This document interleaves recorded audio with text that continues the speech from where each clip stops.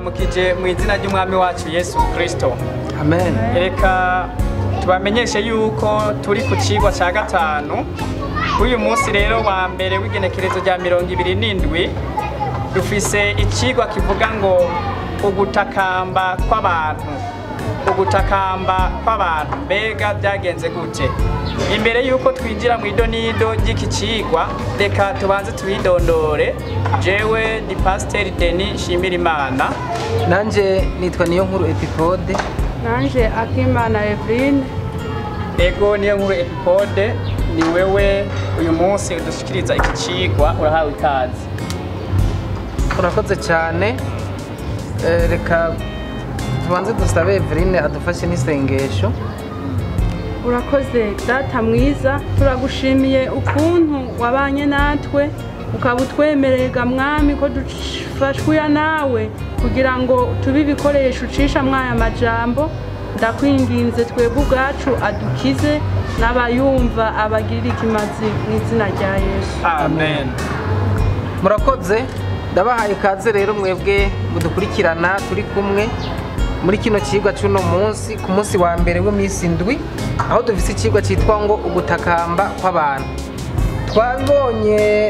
Twabibonye mu ntangamarara y'icigwa yuko iki cigwa cyo muri ino ndwi ari icigwa kijanye n'ibyagezwe byagenga ibijyanye n'abantu mu migenderanire yabo, na cyane cyane ku by'ubutunzi, ingene nabo bateza kwitabwaho, ingene bateza guhabwa nabibabeshaho, ibijyanye n'amakori hamwe n'ibindi. Ivyo rero twarabonye yuko cyari kibazo cyari cyabayeho mu gihe cya Nehemiya, ariko Nehemiya ahangana naco. Rero kuno munsi tubona ingene abantu basugirijwe n'ibibazo hanyuma baratakamba. Uwo ari hafi adusomere muri Nehemiya igice cya 5 umurongo wa mbere ushaka ku murongo wa 3 mbere n'uwa 4, tumve ingene abantu batakambye ibibazo bibasugireje. Havuga ngo Nehemiya atabara abajigirijwe.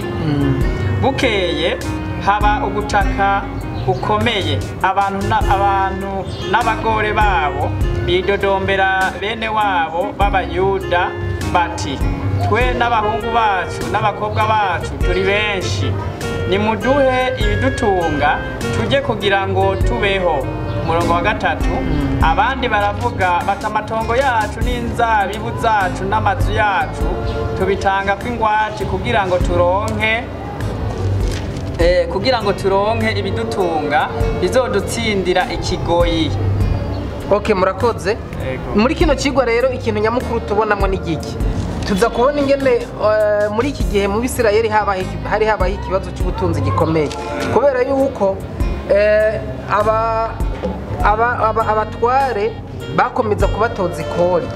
Hanyuma igihugu muri rusange kubera cyasabwa gutanga ikori, iryo kori nta handi cyarikura mu mahera atangwa n'abanyagihugu tuvuge. Rero umunyagihugu wese yaragenerwa amahera ategereza gutanga. Abakene rero batubwira yuko barabura amahera batanga. Iyo baje kubaka ayo makori, uyabuze yaca gwatiriza itongo cyangwa gwatiriza ikindi kintu atunze. Hanyuma byarashika bakaza kongera gusaba irindi kori atararonka n'amahera yo kugombora cya kindi yagwatiriza, akaca gwatiriza n'ahandi, gushika naho ubutunzi bwiwe usanga bwose bwaragiye mu ngwate. Iyo ubutunzi bwiwe bwose bumaze kuja mu ngwate, icyace gikurikira iyo bongeye kuza gusaba imisoro cyangwa amakori, ngo baca batanga abana babo kugira ngo baje kubabaja bakore mu ntumbero yo kugombora umuryango wabuze ingene uriho ikori. Ibyo ngo mbere byaherekejwe nuko hagezaho imiryango myinshi itangura kubura ibyo kurya, bamwe bakicwa na kigoyi, abandi bakabaho ubuzima bubi cyane, bituma abantu bamaze kubona yuko basugirejwe n'ibibazo batakamba cyane. Baratakamba ati ibi bintu biraturengeye, turatabaje mudufashe. Niho rero tubonye ngaho muri Nehemiya yaciye agerageza kwitaho icyo kibazo nk'uko twabibonye mu cigwa cyaheze, kandi nk'uko tuzobibona no mu bindi byigwa bizokurikira. Rero muri rusange iki cigwa cy'uno munsi kitwereka ingene hari habaye ikibazo kijanye n'iby'ubutunzi, ikibazo kijanye n'ibyo kubaho mu Bisirayeli, na cyane cyane mu miryango mito itishoboye. Hano hari amajambo batubwiye nipfuza gusoma avuga ngo hari igihe mu buzima bwacu twisanga mu bibazo kubera inkurikizi z'ibyo twakoze. Yego nibyo, ariko kandi hari n'ibindi bihe twisanga tugwaye canke dufise ibikomere mu by'ubutunzi ariko mu by'ukuri atari kubw'ikosa ryatuvuyeko. Nk'akarorero Abisirayeli muri iki gihe cyabo murumva yuko bari mu bihe by'ubukene n'ibibazo ariko ntiyari ingorane yabavuyeko, ahubwo cyari ikibazo muri rusange kiri mu gihugu cyategerezwa gutorerwa umuti cyangwa inyishu n'abatware. Na hano baciye batubwira ngo iyi nkuru iri hejuru, ni ukuvuga iyi nkuru duhejeje kuyiga, itwibutsa igihe amategeko ya leta atorohereza abanyagihugu agatuma ubukene bwiyongera. Bari bazigirijwe n'ubukene burenze urugero atakundi bari bubigenze. Birabaho rero, urumva yuko byanabayeho na kera mu gihugu hakaba ubukene, kenshi ugasanga binatewe kumbure na politike y'igihugu cyangwa politike y'abatware ituma habaho ibibazo by'ubukene, ibibazo by'amakora arenze urugero, abanyagihugu bagasinzikara bakagira ibibazo. Ibihe nk'ibyo rero birabaho kuri Nehemiya rero byarabaye, ariko wewe nk'uko yari umuntu w'umuhizi turabona mu gitabo cya Nehemiya yuko yaciye ari uburyo bwose bushoboka ibyo bibazo bihera, amarira no gutakamba kw'abakene birahera, abantu basubizwa ibyabo, amatongo bari baragwatirije, abana babo bari barafashwe kugira ngo babinyagano kubera amadeni baragaruka, amahoro yongera kugaruka mu gihugu. Kuno munsi wa mbere muri rusange nicyo batubarira. Reka abatahuye iki kigwa Imana iduhezagire twese mu izina rya Yesu. Amen. Ego murashobora kunganira abo turi kumwe hano. Ego iki kigwa ni kigwa kidasanzwe, kumbure natwe kidushikiye dushobora kutihangana, tutegerezwa kuja ahantu tukarira canke tukarondera izindi nzira dushobora kwigovyora. Urabe ukuntu abantu bamwe barizwa nuko n'ibyo kurya ntibari bakishobora kubironka, abandi nta hantu na hamwe bari bafiseho kurima, inzabibu zabo zari zaratwawe, abandi abana babo kumva usigaye mu nzu uri umuvyeyi gusa n'umwana atawe canke umujyayi. Ega simpaka batanga abana, haraho batanga n'umupapa mu rugo ugasanga aragiye ari nyagano, abana bagasigara ari nk'imfuvyi bataronka ico kubatunga. Rero byari ngombwa ko baririra Imana bakarira, mbere bakitura n'abantu bashobora kubafasha.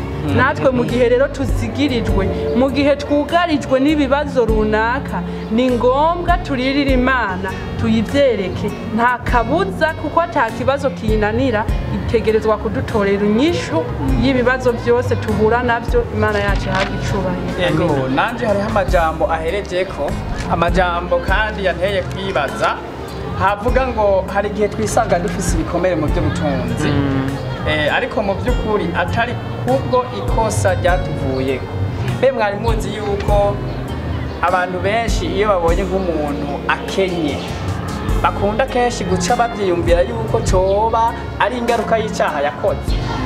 Murazi mu bihe bya Yesu canke ubunebwe bigeze guca ku mpumyi, Yesu ari kumwe n'abigishwa biwe, aho gutahura yuko kumbura uwo muntu nawe yabyisanzemo, baca babaza Yesu ngo biriya n'ibiki yakoze, ngo coba ari icaha, byo bari byo mu miryango y'iwabo. Ariko Yesu arababwira ati ibyo byamubaye kugira ngo icubahiro cy'Imana kigaragaze biciye muri we.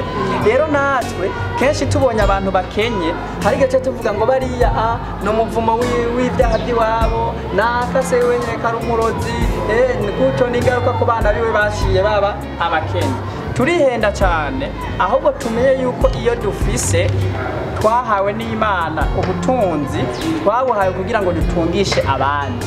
Rero ntabwo ari igihe cyo guca tubacira imanza, ahubwo no kuraba mbega nokora iki kugira ujya muntu abeho kubera jewe. Hariho n'ayandi majambo ngaha nabonye ateye agahinda, ngo muri ico gihe ngo abarongozi n'abatunzi bari barakoresheje abakene maze bakabakandamiza kubw'inyungu zabo bwite. Urumva ngo maze ibintu birushiriza kuba bibi cyane gushika naho imiryango yakomye akaruru kugira ngo itabagwe. Imana itubabarire cyane. Birateye agahinda niba hari imiryango ikomeshwa induru n'abantu bategerezwa kuyita. Hageze rero y'aho abantu batakambira Imana, birabereye yuko twe tuba banehemiye uyu munsi twumva ayo marira y'abo bakene, tubiteho, tuhamagarire n'abandi bantu bose kwitaho abo bakene. Imana ibidushoboze mu izina rya Yesu. Murakoze cyane. Biragaragara yuko ikibazo kijyanye n'iby'ubutunzi, ibikomere ku bijyanye n'iby'ubutunzi birahari cyane uno munsi. Abantu benshi bararushe, babayeho mu bibazo, bamwe byabavuye ko, mugabo benshi cyane ntibyabavuye ko, babyisanze mu kubera ariko isi imeze. Ni ukwama dusenga, hanyuma nk'ishengero ry'Imana dufise umuhamagaro wo kwama dufashanya no kwitanaho, kugira ngo muri twebwe nk'uko intumwa zabikoze ntihagwiremwo amarira n'amaborogo y'ababuze ibyo kurya, hari abariko barabisesa n'abariko barabiha imbwa n'ubuyabo. Mu by'ukuri ubu butumwa burahambaye cyane. Reka rero turangirize ikigo hano. Murakoze mwewe mwadukurikiranye, namwe twabanye muri kino kigwa.